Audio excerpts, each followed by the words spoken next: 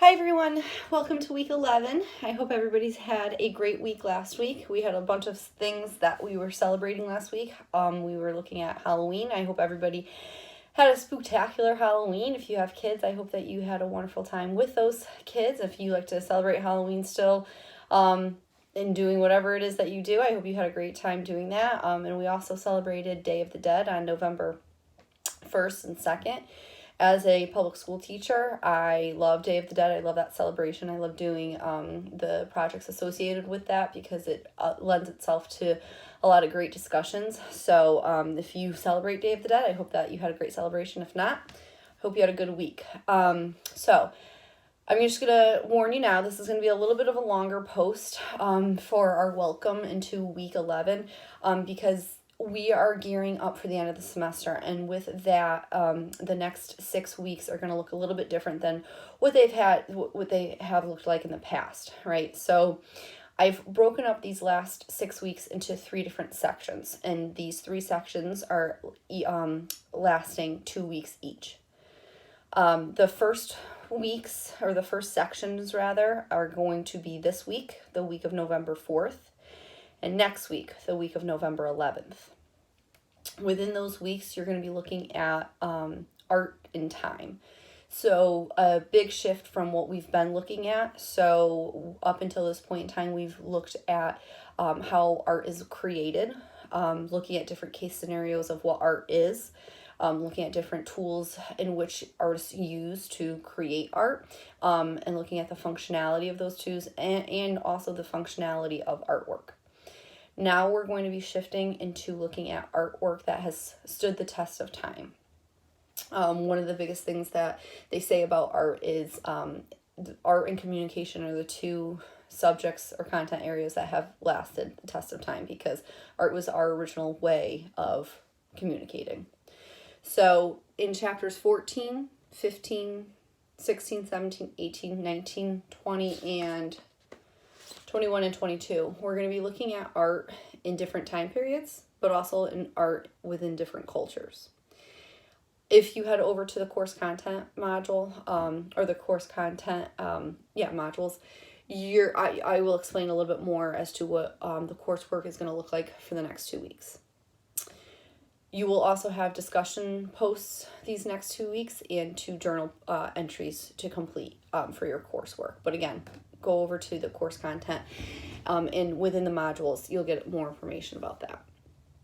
The next section is going to be the week of November 18th and the week of November 25th. And those 2 weeks are going to be comprised of looking and working on your museum project. Now, I know that some of you have already completed your museum projects and you have submitted them to me.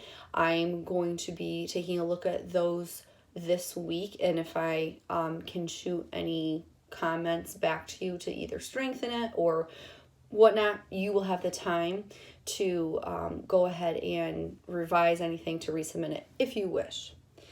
If you plan to submit your museum project within the next week or 2, you will also be a part of that population of students that I will be able to comment on and get any comments back to you so that you can resubmit if you so wish. If you've not done it, if you've not gone to a museum yet, you will have the week of November 18th and the week of November 25th completely dedicated to completing that museum project. Okay? The last section, the week of November 25th. Yeah, the last section is the week of December 2nd to the week of December 9th.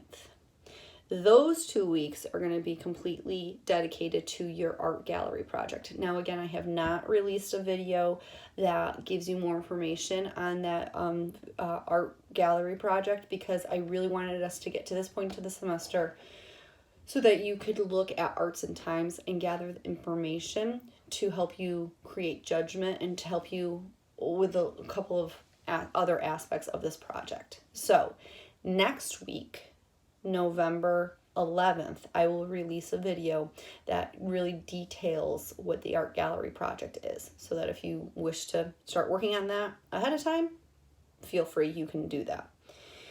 So I really try to plan basically the overall message here is that I've tried to front load a lot of work for you in the beginning of the semester.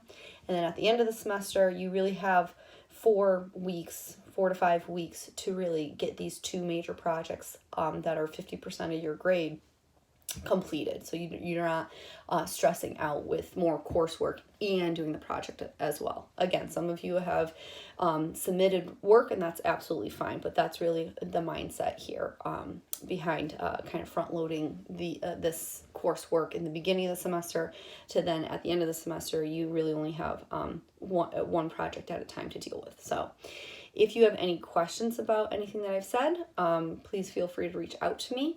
I'm very much looking forward to what you have to say. I'm looking forward to reading your work, and I'm looking forward to what you folks have to pick for your topics. So good luck, and again, please reach out to me if you have any questions at all.